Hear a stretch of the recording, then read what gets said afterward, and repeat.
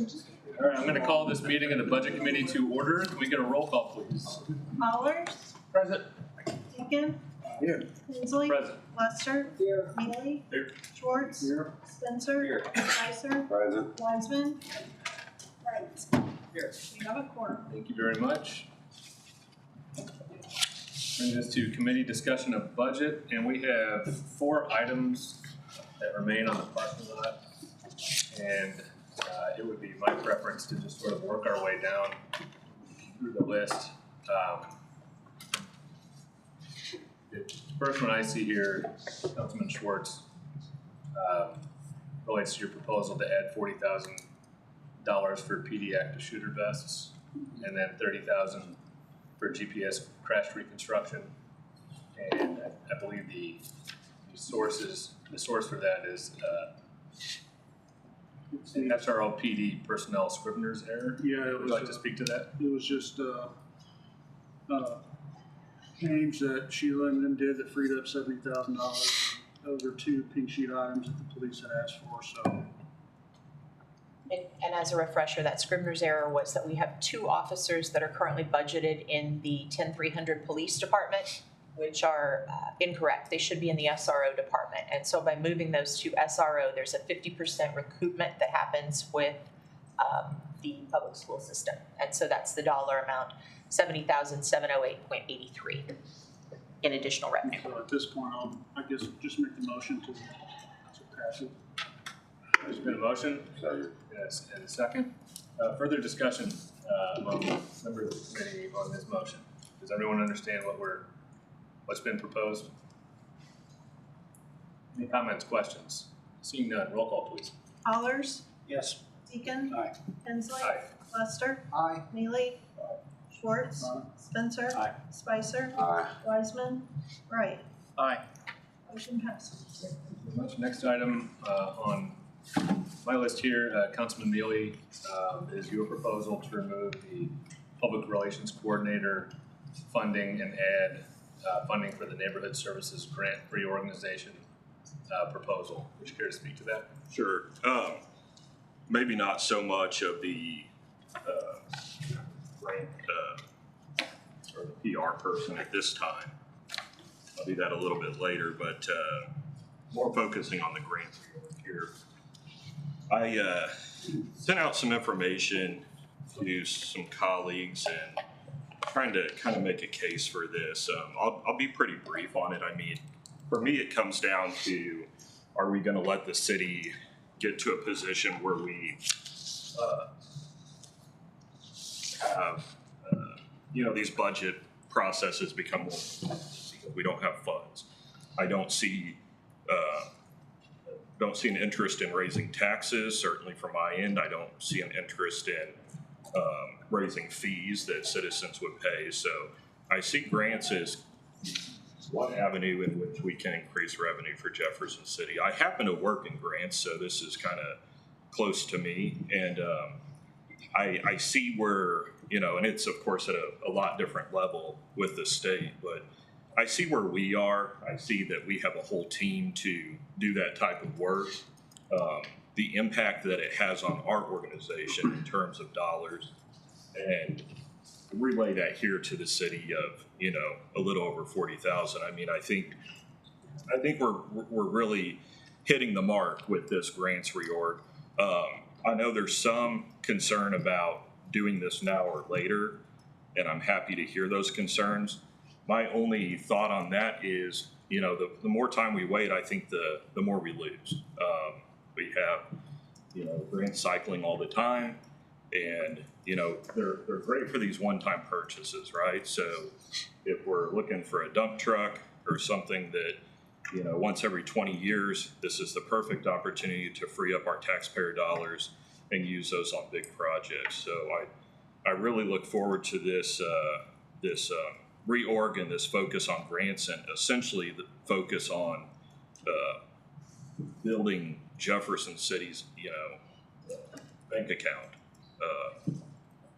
So I think the future looks good with this reorg, and I really stand behind it. Okay. Councilman Deacon. First and foremost, we have an incredible staff. They find money that I didn't even know was available. I don't know. They're sharp. They're smart. I don't know why they're here. Shouldn't say that, but my gosh, out of the Planning Protective Services, out of the police department, those ladies, they find them, they administer them, we get them. I think it's a slap in the face to them to try to say, no, we're going to find some real grants. If real grants are there, they'd have them by now. But more importantly, and you voted, I think you voted for it, we spent a lot of money for a consultant to come in to look at things, how they could be reorganized. So I think it would be rather silly to start our own reorganization where we spend really good taxpayers' money to decide where we really should reorganize. So I'm a definite no on that. I did not vote for the taking $150,000 out of state for the efficiency study, so for the record. Okay, Councilman Neely, do you have further action or comments on this item? Or Councilman Lester? Yeah, I'd just like to say that I really think the reorganization has a lot of merit, value, that I can see how that type of reorganization will help us to identify and go after other grants, more grants, and do a better job of it.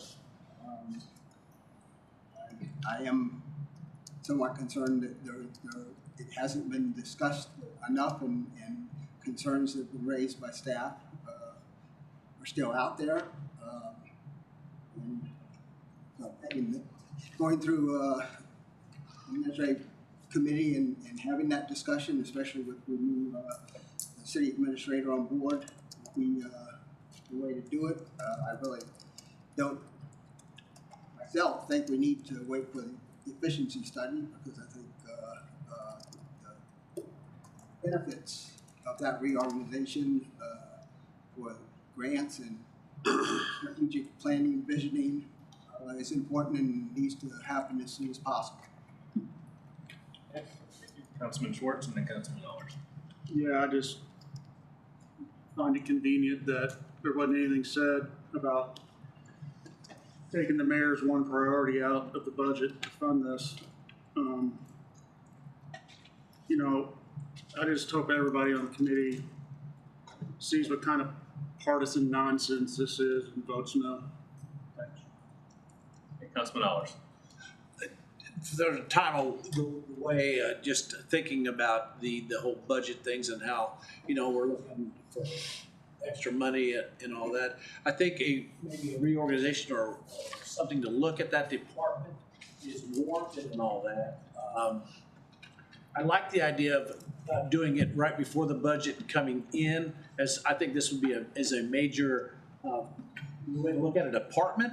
And if we're gonna, I don't think it should be just a vote just like this for us right now. I think it's worth studying and looking at and seeing if that is a thing we move up to somebody to make a director over that and have the discussions on if that department needs a director with the following employees over that.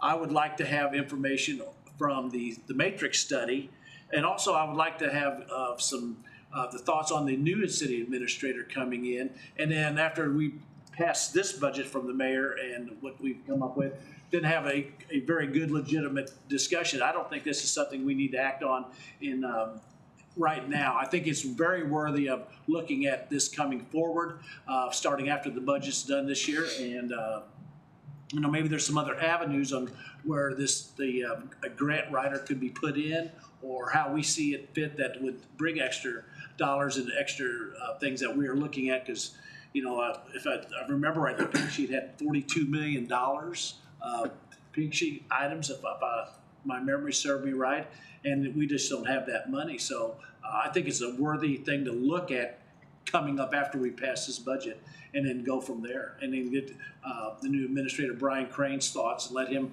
get his feet wet and get in there and see where we're at currently from between now and then when he comes on. Thank you. Any other comments from the committee? Councilman Neely. I'll just make one comment. I don't take partisan approaches when I work for the city.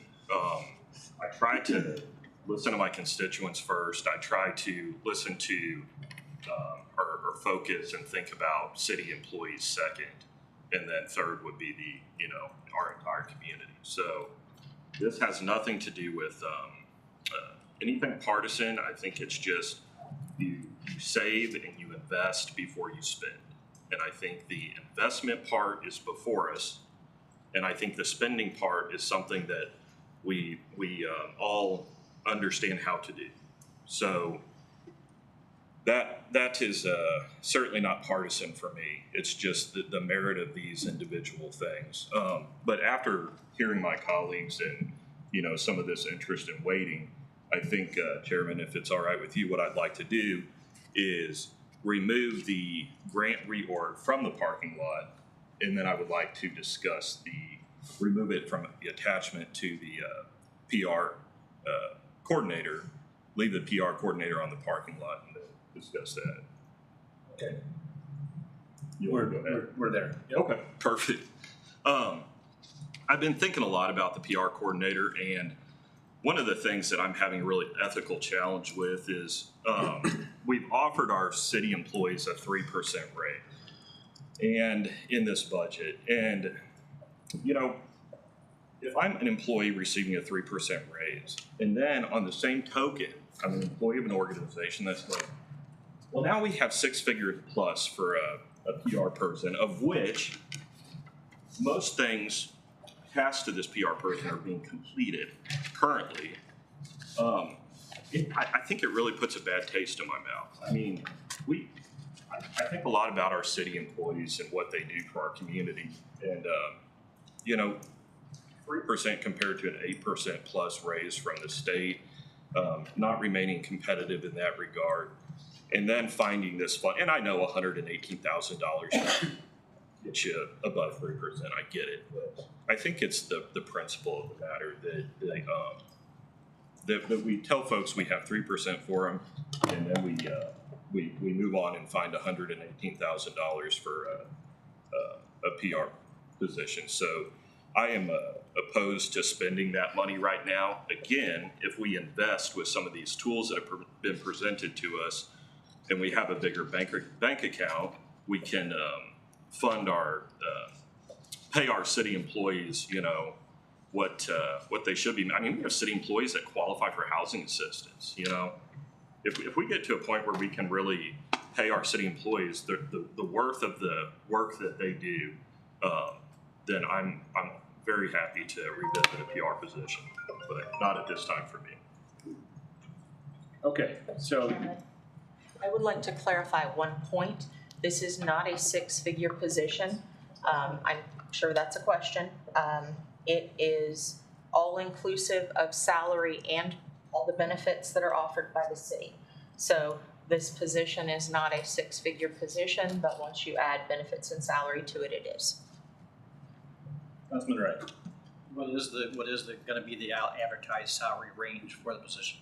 I think that I have this built at the minimum of the range, which is $88,675. Councilman Lester. The information on provided to us gave an annual range starting at 78,000, going up to 117, almost 5. But anyway, I did want to ask about that because I was looking at like ZipRecruiter and looking at communication directors in Columbia area. Couldn't find any listing or statistics for Jefferson City. But it seemed like in Columbia, the range was 65,000 to 85,000 for most of the positions. I would think here we'd be even less than that. I just wonder about putting it at that range. But how is that determined? I can try to answer that question. So, when we had this discussion about making sure that we had enough there to attract what the market would demand, We did have some discussions with other organizations in our community that have similar positions. I won't name them. But in their case, their numbers were actually much higher. And so as far as their compensation package for a similar type position. So that kind of got our attention, and we said we're going to have to make sure we have enough to attract a person that's in this market that has some experience and that certainly has the qualifications. And there are some, I know I emailed out to council a proposed job description that was attached to a packet, but I did that in one of the previous emails. Certainly pull that up. But the vision for the role, and I think we think of public relations, the way I've always considered it more of an engagement, to be more proactive, not just someone who's going to manage social media, not just someone who's going to send out press releases, those kinds of things, although that would be part of it. I think what we're really proposing is something at a much higher level, somebody who would be very integral and part of what's been mentioned tonight by you, Councilman, which is strategic planning, and able to engage not only the internal staff, but also the elected officials, other organizations, and the community, and tie all of that together. That is certainly something that in the short time that I've been sitting in this seat, we do have a lot of work there that needs to be done. And while we've tried to cover that with what we can, there's definitely room for improvement. We want to make sure that we can attract the right person in the market. So yeah, I was, again, looking at what the statistics were for Columbia. I was a little bit surprised at that. I certainly agree that our communications, both internally and externally, could be greatly improved. Just looking at it and looking at all the needs that we have, whether this is really a need or a want,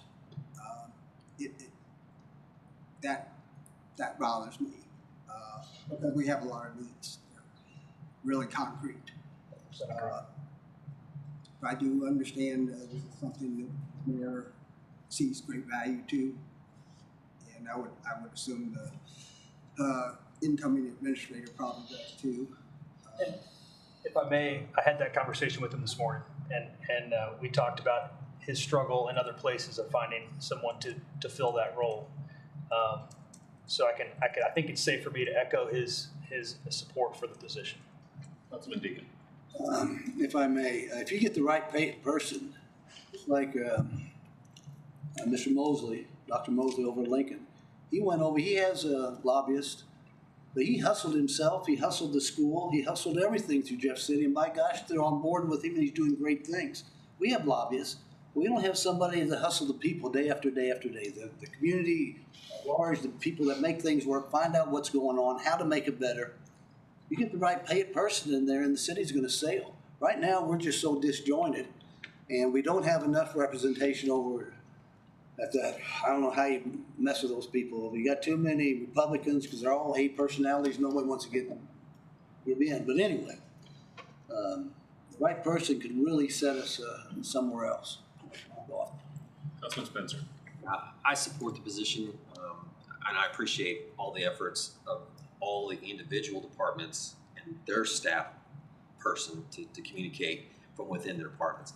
But I think having a one concise, direct person to be able to be proactive, of being able to convey positives of what's going on in our city. Too many times, the news media in particular likes to focus on the negative, and we never really get to be on offense, if you will, to focus on the positive.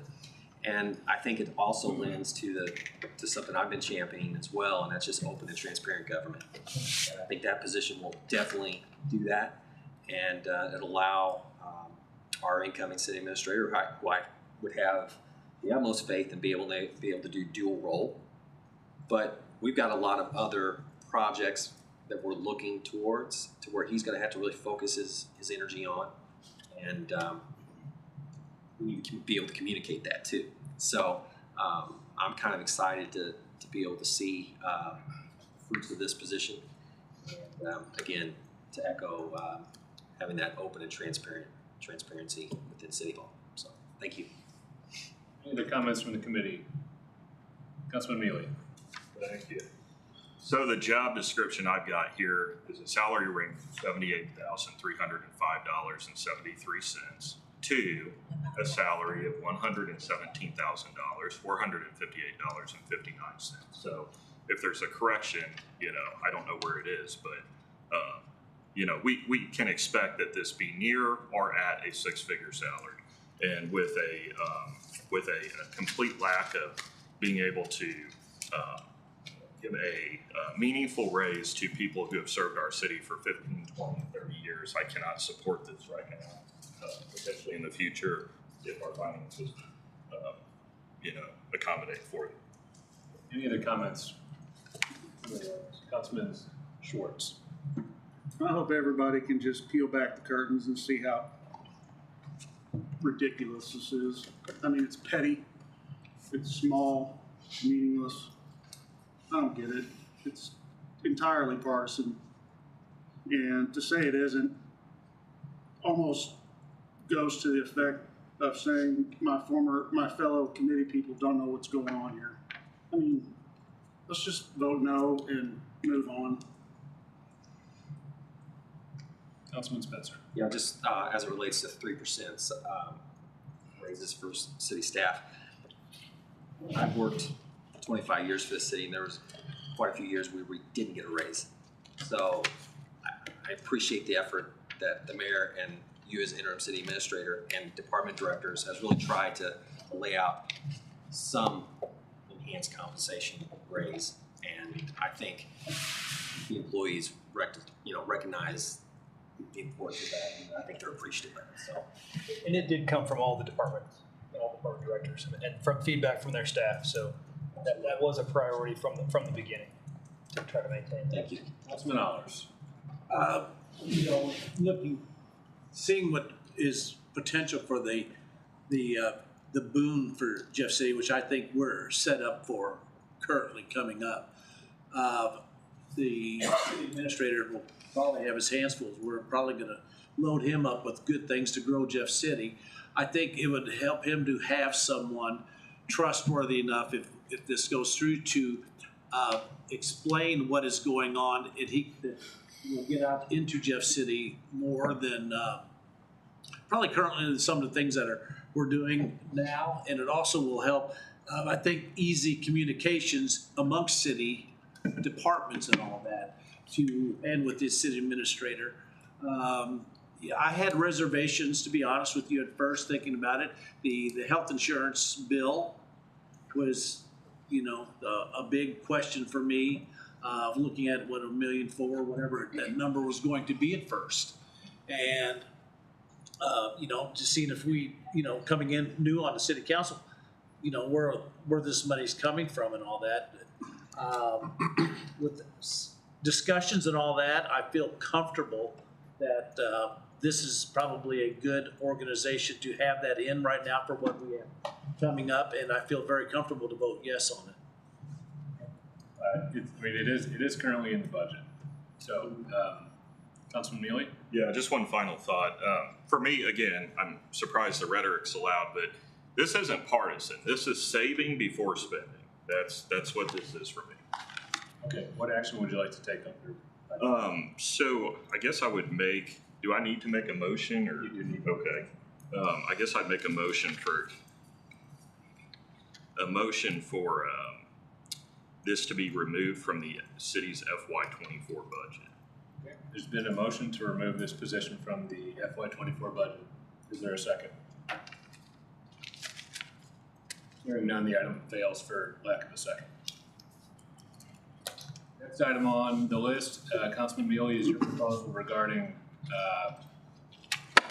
police vehicle funding and department funds. Care to speak to that?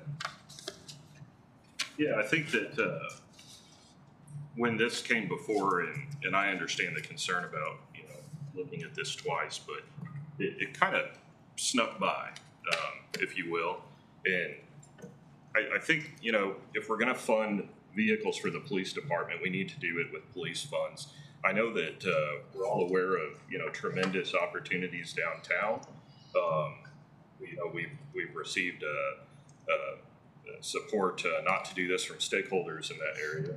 And I think keeping our bank account healthy for this future investment is going to be really important when it comes time. So, you know, we can fund these things through other means, but I certainly don't see it benefiting the city to fund it through the parking fund.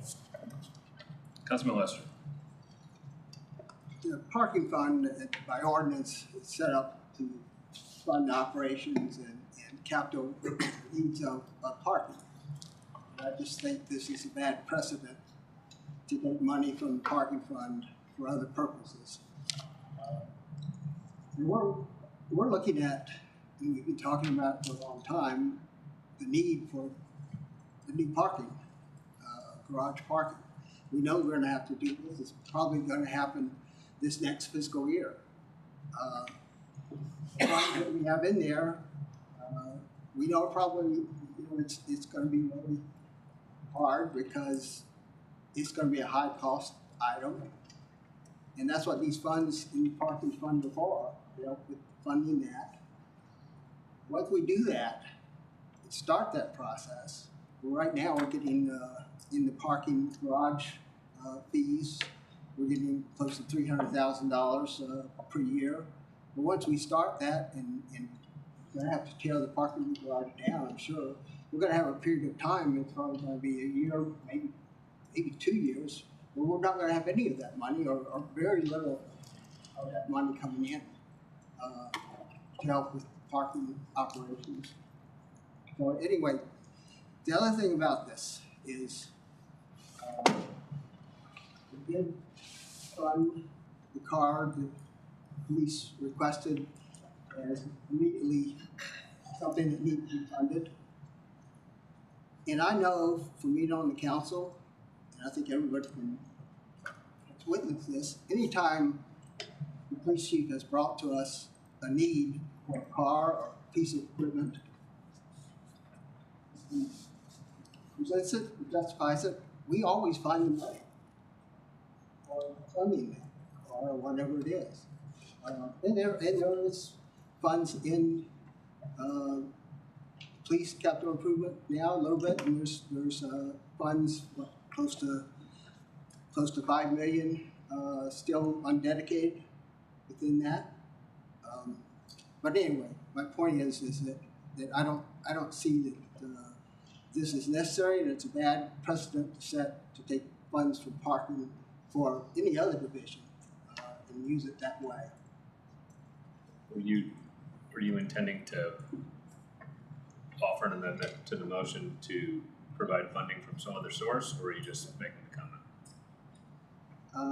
No, I'm not offering an amendment to, but I'm saying that it should be reconsidered. And this is not the appropriate way to fund those vehicles, and there's frankly not an immediate need to fund them. Ms. Spencer. Yeah, I disagree in the sense that this was done hastily. Everybody knew, at least from my perspective, knew what we were voting on. And I'm not to put you on the spot, but how many times a day does a police cruiser go up and down High Street? Thank you, but I mean, let's just say average of 4 times an hour. So there is a vested interest in keeping our downtown safe, and I would like to think that our downtown merchants would appreciate that gesture as well. So that's my comment. Thank you. Any comments, Councilman Schwartz? Yeah, first off, enterprise funds are set up in order to fund operations. We're never set up as a bank account. This account has $5.5 million sitting in it doing nothing for this community.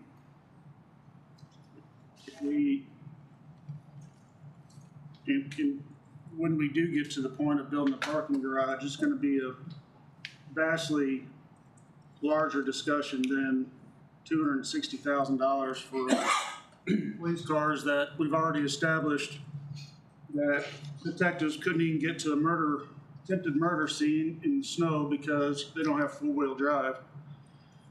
So I think it is pressing, and the police did ask for 5 new cars this year in their pink sheet. They were funded 1. This adds 4 more to it to bring them up to the 5 cars that they deem to be up for replacement based on mileage. And, you know, these funds can be used for a multitude of things. There's nothing in law, there's nothing in state statute, there's nothing that doesn't allow enterprise funds to be used for anything once the operations are paid in full for the reason the fund was set up. And for that reason, I think it's an excellent expenditure of money. We need cars that can get to emergency spots in the snow. It snows in Jeff City, so I think it's a no-brainer. I'll be voting yes. Well, and just to be clear, it's already been adopted into the draft budget. And again, to remind the room, Unanimously. after full discussion of this committee in a prior meeting along the same lines and procedures as everything else that we've considered and voted on. Any other comments or questions? Councilman Neely? Yeah, just one final thought. You know, I think that you don't take from one fund to fund something else, and I understand that there's, you know, $5+ million sitting there, but the general fund too. I mean, like, I don't know, there's funds setting in places, so I don't know that I really understand that argument. But the way this was first presented, and yes, it was voted unanimously, is that, you know, the police department would be picking up additional tasks because of a motion that this council made in what was passed at this council. And, you know, looking at that, that's not the case. It was a paperwork exercise, and there's no additional, you know, tasks for the police department. So I had to go back and revisit it, and I thank the budget process for allowing us to take a second look at something when, you know, maybe we didn't get it right the first time. Any other comments from members of the committee? Well, I need to make a motion to remove the funding source. Yes. Okay. I'll make a motion on the item 3, was it? To remove the funding source, the parking funding source from the police vehicles. I'll second that. And then there was also, if you're wanting to do the entire package, it was the 4 police vehicles and then 20,000 towards PD GPS credit reconstruction. You want the whole package removed? Thank you. Yes. And that's 253,200. Right, thank you. All right, there's been a motion. Is there a second? Second that. Okay, there's been a motion and a second. Further discussion of the committee on the motion. So to confirm, the motion is to remove it from the parking lot. So a yes vote is a vote to remove from the parking lot. Is the intention of your motion to remove the funding that's currently been approved for these 4 vehicles from the parking enterprise fund? Not simply to remove it from the parking lot, which is, I want the funds detached from the items that they're. okay. So would your motion be to defund the currently funded 4 vehicles and then the crash reconstruction items and return those funds to the parking lot? Does that make work? Does that work? Okay. So it's all inclusive. So is that the motion you're making? Yeah. Okay, thank you. There's a motion. Is there a second for that motion? Yes, I'll second. Okay. There's a motion and a second. Are we all clear on what the motion is? Could you clarify the yes, no? A yes yes vote. for this removes the funding that's currently there for the cars and the reconstruction. A no leaves things as they are. Okay. Any other comments or questions from the committee on the motion? Seeing none, roll call please. Deacon, No. Hensley, No.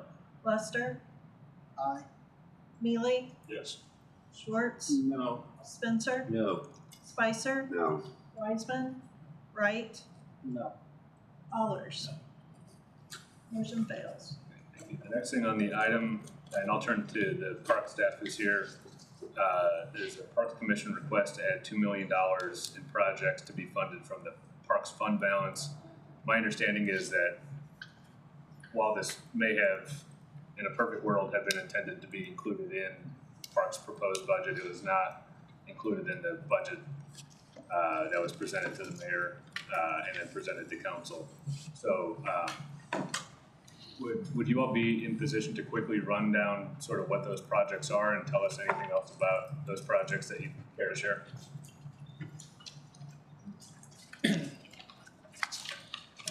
So those, excuse me, those projects, and Andrew certainly chime in as well. Some of those projects include the botanical gardens for $180,000. We do already have some money encumbered for that project. This would just be another phase to that. The ice arena HVAC upgrades is $450,000. Golf course maintenance equipment's $130,000. To add on to the Frog Hollow Trail Connector, $65,000. The Southwest Boulevard, Duncan Street Greenway Crossings is $75,000. Memorial Pool play area for the younger kids is estimated at $300,000. East Miller Park plan is $100,000. Bender Park campground plan is $100,000. Inclusive Park plan $100,000. And then renovations to Riverside and Memorial Park shelter renovations is $500,000, $2 million. Councilman Deacon. I was liaison to the parks, and we discussed them. The money's there, and every one of them is a necessary project. I'm fully in support of them, especially the East Miller Park. I mean, that's long overdue for the East residents. So I would make a motion to accept their addendum to their budget. There's been a motion in a second. Further discussion among the committee, Councilman Schwartz. Yeah, I don't have a problem with it, but I would like to know how this affects the 17% that was passed out of the commission. Well, we still need to review those changes, but we're confident that we'll financially be able to fund these projects still. We will make some cuts to the provisions to reflect the $640,000. We're confident we'll be able to fund the project. Yeah, and I know that there was a desire to kind of mirror city policy of the 17%. But there's also an issue when you do fall below the 17% recommendation that there is a plan developed back to that 17% as soon as possible. Have you guys had any of those discussions? We have, and certainly, the commission approved and voted on and approved this project list, and we recognize that these plans are ever changing. So if we feel that we need to get to the 17%, we may have to take one of these plans off. We've recognized that. And a follow-up, the all-inclusive park, which is a major need in our community. Do we have is there a plan as far as a location for that, or is that just seed money for what? That would be part of the plan to really identify what space we have that would accommodate what this community really needs. So that's to be determined. Thank you. Okay, any further comments, questions, discussion on the motion? Seeing none, roll call please. Hensley. Aye. Lester. Aye. Mealy. Aye. Schwartz. Spencer. Aye. Spicer. Aye. Wiseman. Wright. Aye. Allers. Aye. Deacon. Aye. Motion passes. Thank you very much. I'm going to pause committee discussion of the budget right now and move briefly to public comment and see if there's anyone signed up. Mr. Lockwood.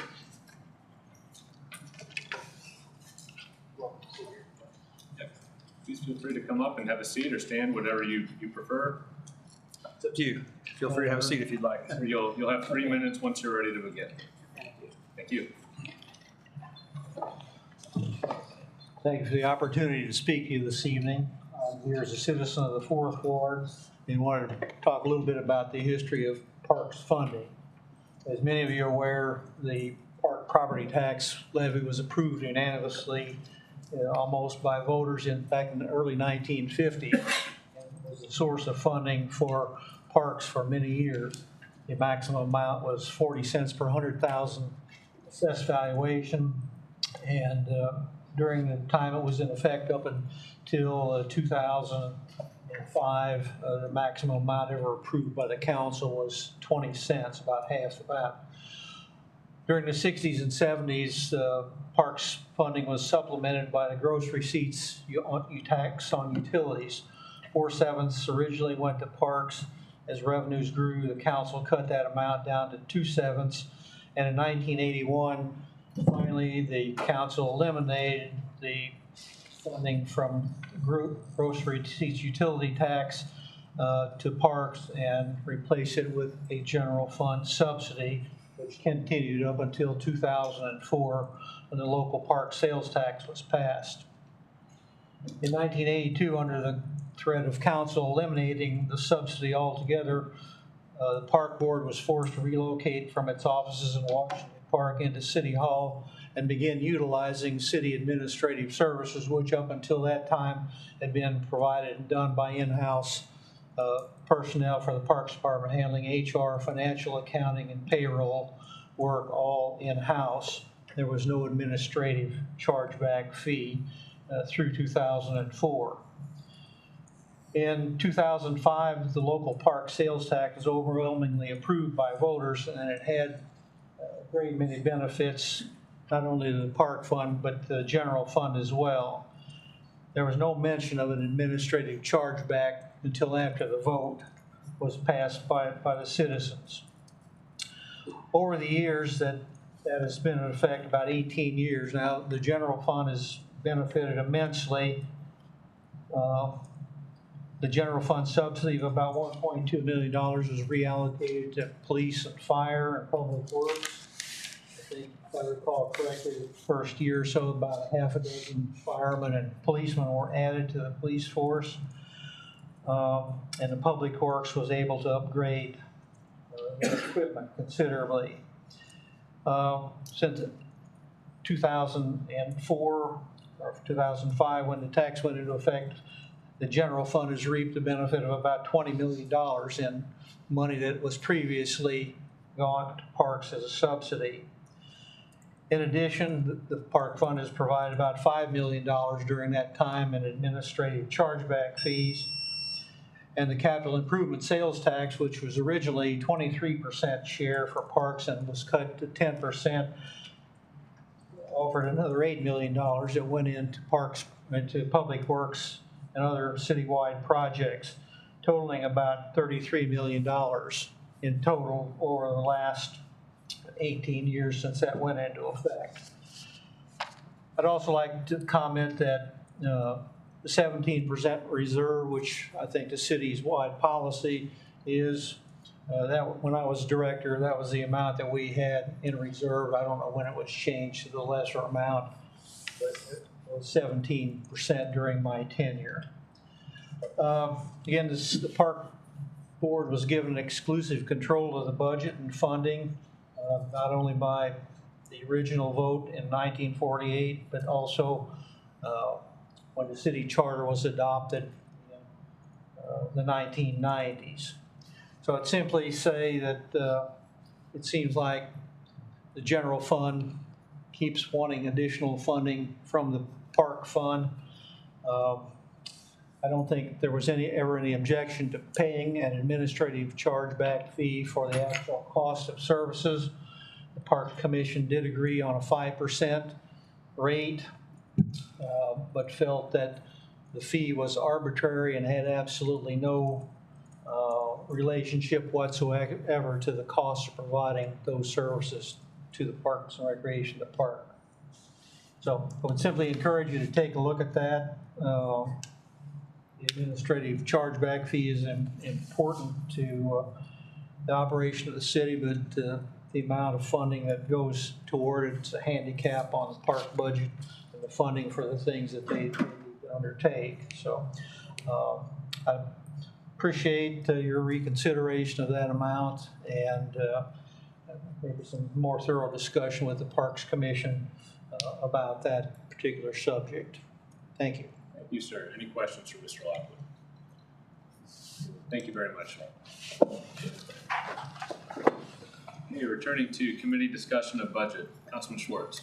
Yeah, talked to Chief Schofield yesterday, our lame duck, city administrator, and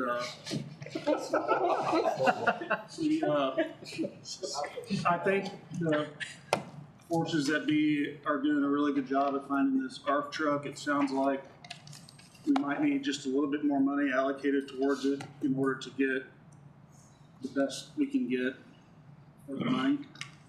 There was some money left over from the admin chargeback allocation last Monday. I think it was around $42,000. So I would like to go ahead and just make a motion to use that unexpended balance towards the ARF truck. Sheila might have what that number exactly is, but $42,891 is the remaining portion of the admin chargebacks. 42,891 from basically fund balance to get us to a point where we can get what we need at the airport. And a motion and a second. Committee discussion on the motion. Seeing none, roll call please. Lester, Aye. Mealy, Aye. Schwartz, Spencer, Spicer, Wiseman, Wright, Allers, Deacon, Hensley. Aye. Motion passes. Thank you very much. Ms. Perry, are you aware of any other outstanding items on any of the parking lot sheets? No, those 4 items would have taken care of everything outstanding on the parking lot. Okay, and I'm looking at the proposed revenue and proposed expense lines. Are we currently in the black? You are by $708.83. Okay, excellent. Any other proposals or motions by any member of the committee? Motion to adjourn. Well, hold on. There might be an even more exciting motion. Councilman Schwartz. Yeah, I want to go ahead and move that we move the budget to the full council. Okay, there's been a motion to approve the budget by this committee and send it to council for approval. And a second. Any discussion on the budget, or any discussion on the motion? Seeing none, roll call please. Mealy, Aye. Schwartz, Aye. Spencer, Spicer, Wiseman, Wright, Aye. Allers, Deacon, Aye. Hensley, Aye. Lester. Aye. Motion passes. Thank you all very much. I'm happy to announce there will not be another budget committee meeting this year. So I will cancel the remainder of the budget meetings that are on the calendar. And this will appear before full council. The intention would be October 16th. That skips 1 meeting and gives staff enough time to put together the adjustments that need to be attached to that bill to reflect the parking lot information as well. So it will come before council at October 16th meeting. I would just like to thank everybody in this room for all the time and attention that they've devoted to this process this year. It's never easy, but it's always a meaningful and valuable exercise, and just to really appreciate everyone's involvement. Mr. Mullen? So I brought this up several meetings ago, but staff does need some direction on the council's preference on handling the changes to the personnel manual reflective of the amendments to the vacation and sick leave.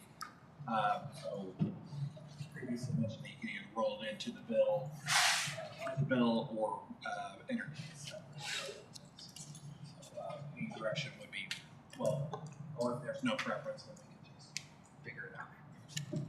I mean, my impression is that we're gonna need separate treatment of that, especially at this point. Thank you. Any final comments by any member of the committee? Just a thank you to you, Chair, for. My pleasure. Thanks very much. And Ms. Perry and her staff, you guys made it so smooth, seamless. I don't know how you can pull that data out as quickly as you do, but yeah, thank you all. Huge thanks and applause to staff and staff leadership on that. Okay, I will declare us adjourned, sine die. Now you can actually have a vacation.